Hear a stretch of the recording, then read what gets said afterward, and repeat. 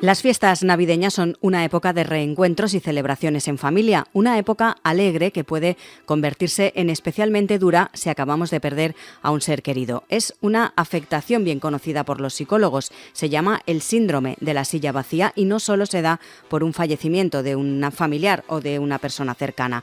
Esta ausencia puede ser también el resultado de una separación, un divorcio o incluso un conflicto familiar no resuelto. ¿Cómo se puede manejar este sentimiento de pérdida durante esta época del año? ¿Qué estrategias existen para sobrellevar mejor una ausencia? ¿Quiénes sufren más este tipo de síndrome? Hoy en Plaza al Día, el temido síndrome de la silla vacía en Navidad.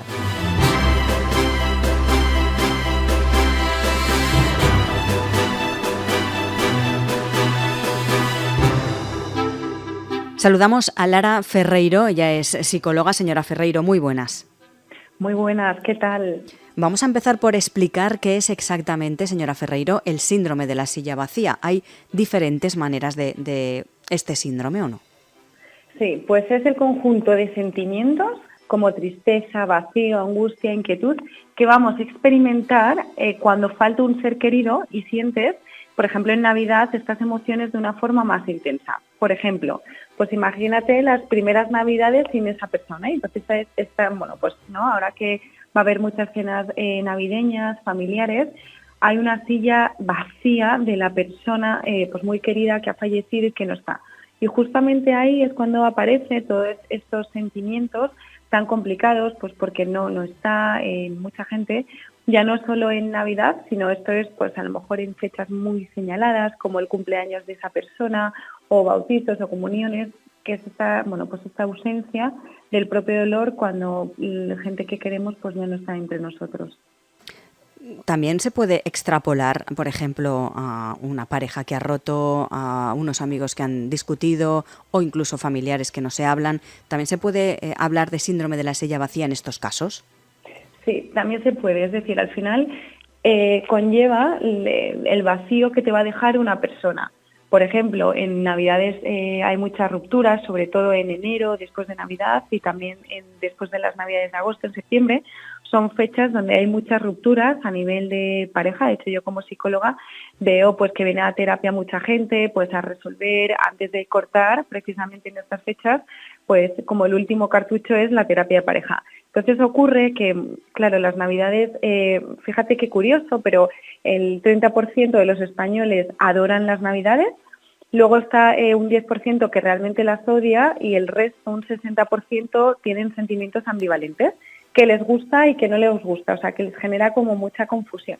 Entonces lo que ocurre es que al final en estas sillas vacías también de pareja, cuando estás pasando por un duelo que lo acabas de dejar con una persona, se puede agudizar muchísimo este síndrome, porque echas mucho de menos a la persona, porque a lo mejor tenías unas rutinas preestablecidas pues con tu suegra, o con la familia de él o con la tuya, y esa persona no está y deja un vacío. De hecho, es muy curioso porque normalmente las mujeres somos en términos generales muchísimo más emocionales que los hombres, que son de tipo más racional. Esto es por nuestro cableado del cerebro. Ellos tienen como cajitas individuales, mientras que nosotros tenemos cajas todas mezcladas entre sí.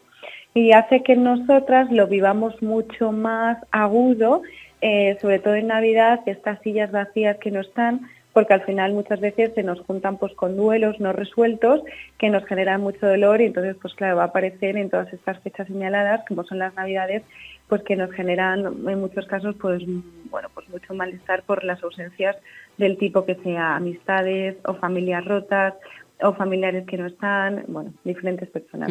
¿Y cómo se manifiesta este síndrome durante estas fiestas navideñas? ¿Hay alguna manera de detectarlo en ciertas personas o que son más propensas?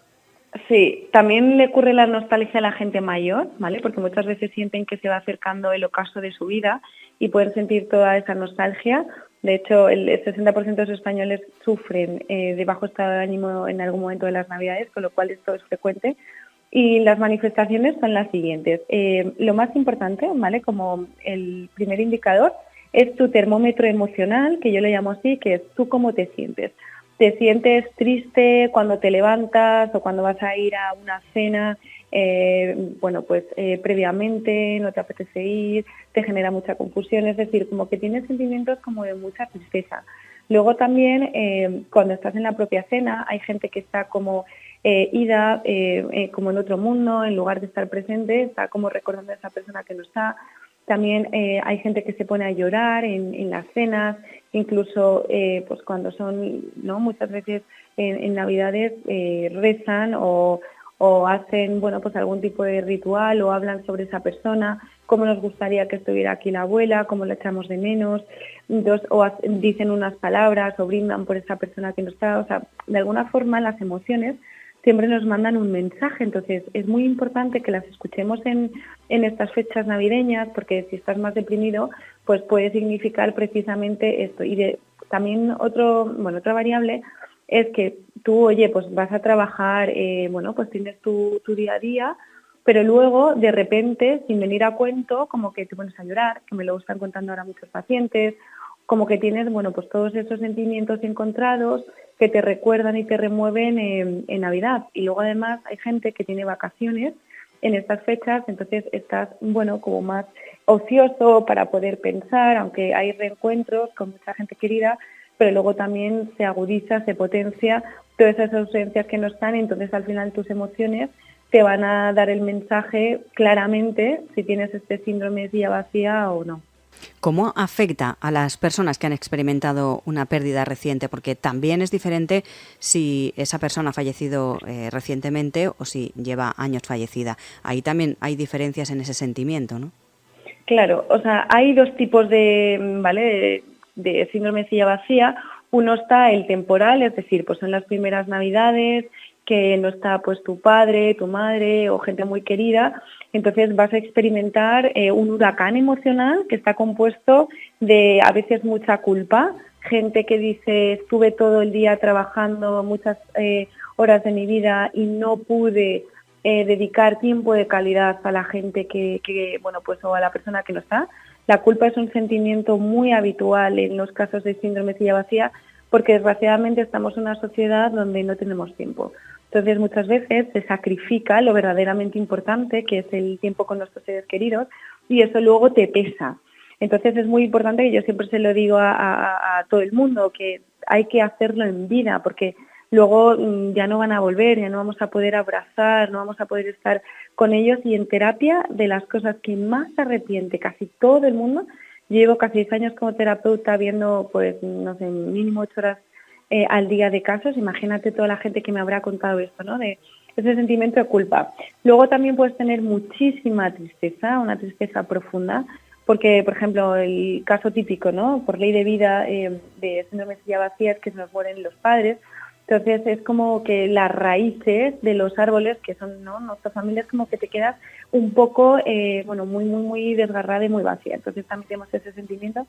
Incluso a veces de ira puede salir, que es la sensación de por qué, si estaba bien, qué injusto, se le dio un cáncer, la enfermedad, lo que sea, o por ejemplo en accidentes de tráfico que no te puedes despedir.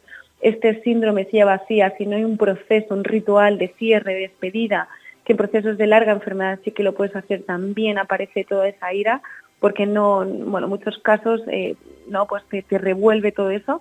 Y luego hay veces que la gente conecta también con miedo a su propia muerte, miedo a la soledad, como mucho dolor profundo, porque al final este síndrome está compuesto de muchísimas características a nivel emocional. ¿Qué ocurre? Que ahí el síndrome de silla vacía normativo significa, oye, que pues en el primer año, cuando fallece una persona, pues vamos a experimentar un duelo que son por diferentes etapas, ¿vale? Entonces, bueno, eso es normal, tú vas pasando etapa por etapa. Lo que ocurre es que hay gente que tiene un síndrome de silla vacía patológico, que es que cuando llevas años, años y años y no puedes dormir por esa muerte, vuelves siempre a, bueno, pues a ese momento del fallecimiento, como que estás atascada. Si eso es así, se recomendaría que la gente acudiese a ayuda psicológica, porque hay personas que tienen duelos mucho más cronificados, mucho más complejos, que requieren ayuda profesional. En principio, es normal que las primeras Navidades ocurra, incluso puede llegar a ser también habitual que pues en cada Navidad se agudice ese síndrome de silla vacía por las pérdidas, pero eso es, bueno, lo podemos considerar normativo. El problema es si tú durante todo el año sigues con ese sentimiento de de tristeza, de soledad por esa muerte, pues ahí es cuando sí que se considera que habría que ir a, bueno, pues a un psicólogo especialista en procesos de duelo para poder resolver. También me parece interesante hablar de los niños. ¿Ellos sufren de otra manera ese síndrome de la silla vacía que los adultos? Sí, los niños es muy interesante porque el cerebro y la personalidad se forma hasta los 22 años, ¿vale? Entonces nosotros digamos que hasta que somos adolescentes, lo más importante para el sistema de apego, que es la forma que funcionamos, son nuestros padres, luego en la adolescencia nuestros iguales y luego ya a partir de los 22 años cuando se termina de formar nuestra personalidad, etcétera, y el cerebro, porque el cerebro del niño es como una plastilina, pues ahí vamos a depender de nosotros mismos. Ellos lo viven en las emociones mucho más básicas que nosotros, porque al final su cerebro, bueno, pues comprenden las emociones, pero muchas veces no tanto las emociones complejas. Lo que sí saben es que ya no está el abuelito, que les venía a buscar al colegio, que, bueno, pues no les puede llevar, pues a lo mejor a una actividad, al tenis, pues los rituales que tuvieran con, bueno, con la persona que haya fallecido, y los niños los pueden sobre todo experimentar a modo de rabietas. Muchas veces la ira de los niños enmascara una grandísima tristeza.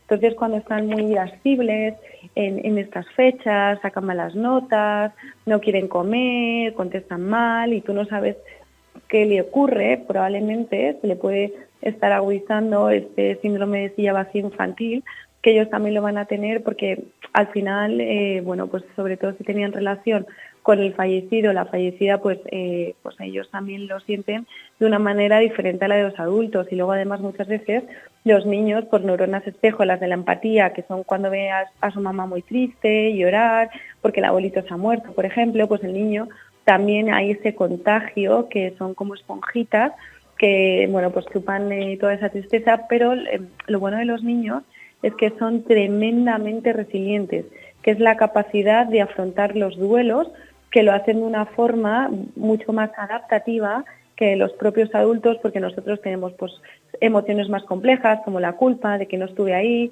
pues para el fallecido, mientras que los niños no van a experimentar tanto esos sentimientos complejos, sino de una forma mucho más primaria.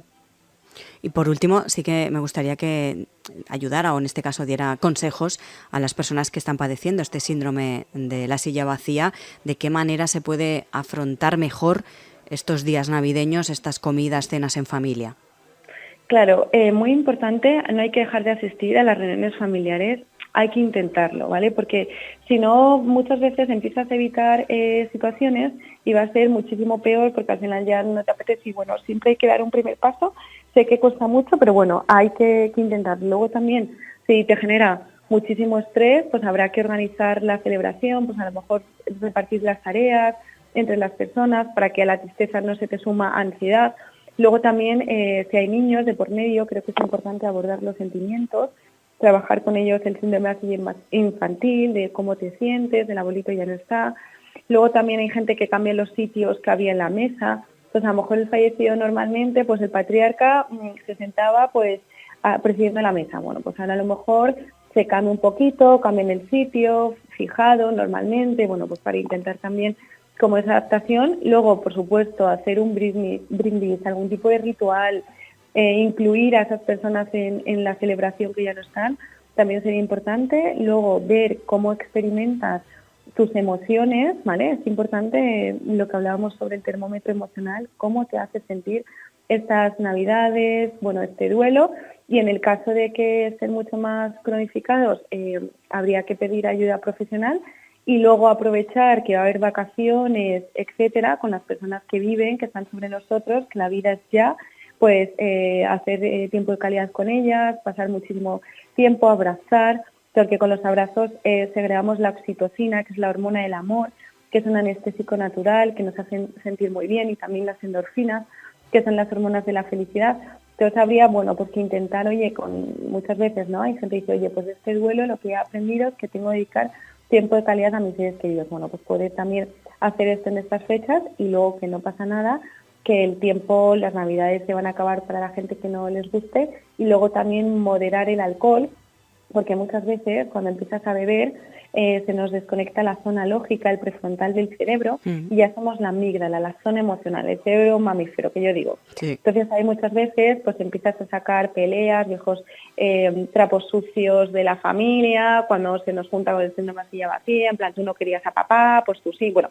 Y eso es un jaleo, entonces hay que intentar modular muchísimo el alcohol, y si estás pasando por el momento, pues intenta no beber, porque el alcohol lo que va a hacer es que saques todos esos fantasmas, y eso no es terapia de grupo, sino es una cena navideña para dejar la fiesta en paz.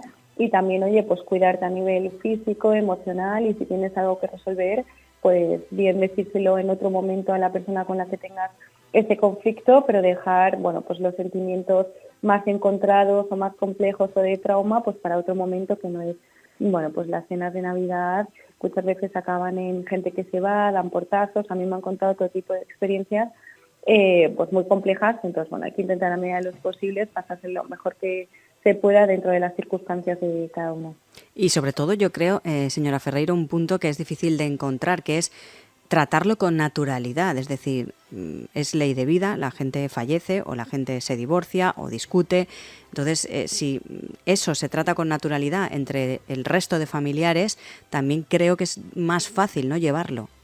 Claro, sí, la naturalidad es muy importante. El tema es que a nosotros no nos educan por nuestra propia cultura a cómo gestionar la muerte. Claro.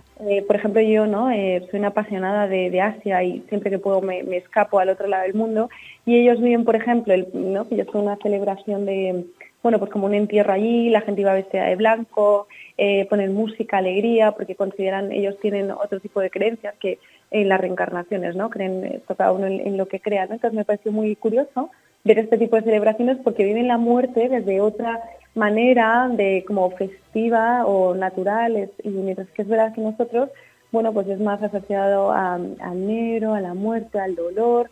Entonces, bueno, quizá poder hablar de esto y naturalizarlo puede ayudar a los demás a poder desahogarse, a poder gestionar, bueno, pues estas síndromes de silla vacía, pues un poquito más ligero.